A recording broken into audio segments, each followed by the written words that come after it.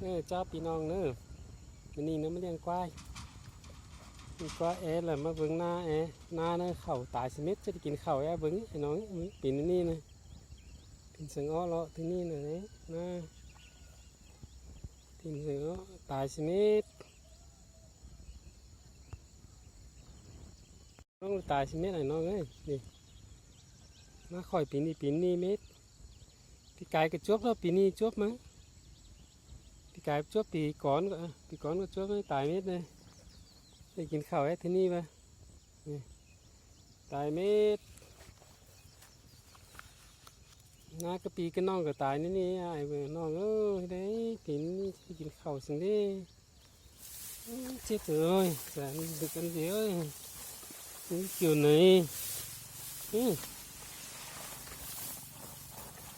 ตายเม็ดเลยให้ตายเม็ดตายเขียวเลยนี่chết hết rồiนี่แต่ปีนนะนี่ห่วงแต่ปีนนะตายเม็ดอย่างเงี้ยนี่หน้ากลางให้คือปีนไม่เดียวเม็ดchết hết rồi chán được nhiều nó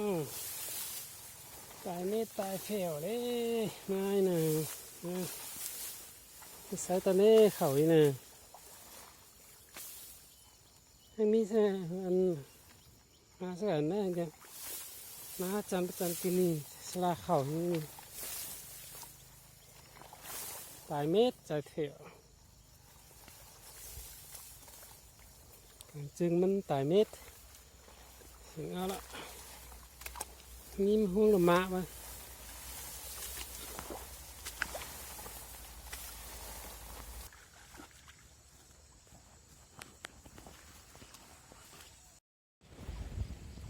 นี่นี่แหละเขาสวนเนี่ยไอ้น้องเอ้ยเขาสวนนี่แต่chín bảy chín bảy chín tám nó thì rồi nè nửa nó quay lê đó nóเขาอาสาวเปลี่ยนสกัมตายสิเม็ดกลางเสื้อฟืนได้เดี๋ยวกลางตายเสื้อฟืนน้อยเดี๋ยวไม่ตายนี่เขาสวนกลางเสื้อฟืนกลางจันนะเขาสวนนี่นึงrồi mới đấyพวกเขานี่มันก็จังจิปีนจังจะได้เข่าเลยตึกเหนือเตะเวลาสักคำเนาะแต่ให้ติ้งกันนะอีเนื้อเข่าอาสาวให้ได้บุญนี้ตายเม็ดอาสาวอาสิวเสือเลยโหยมั้งตายเม็ดจุงห่วงกันนี่อะไรสิบห่วงมีห่วงหนึ่งสิบกาสิบตายเม็ดมาcái này được ăn cơm đéo đâu iya chứ giết tìm xuống đây vậy thì con chuốc đó hả bà lá rồi hả anh em mới sáng mà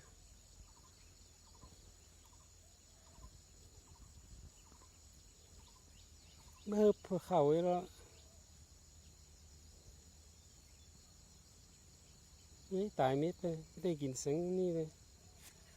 เห็นเตียนน้าเรือเนอะอีน่ะเนอะได้กินสังล้อเขาเนาะน้าตายสิเม็ดที่พึ่งน้องเอ้ยหุ้มเขาถอยเขาแหล่ให้เนอะนี่ปิ่นนี่นะ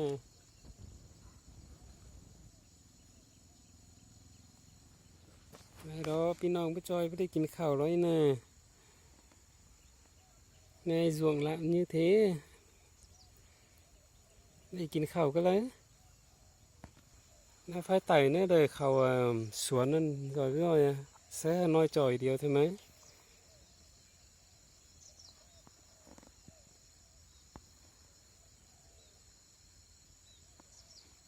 กินข้าวเจ็บใช่ไหมอาสาวเขาเลยนะกูว่าจะรับแล้วเขามีเอามาใส่ไหม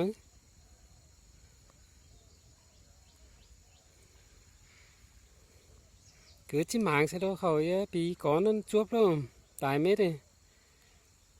đi mới sáng mà chuốc mà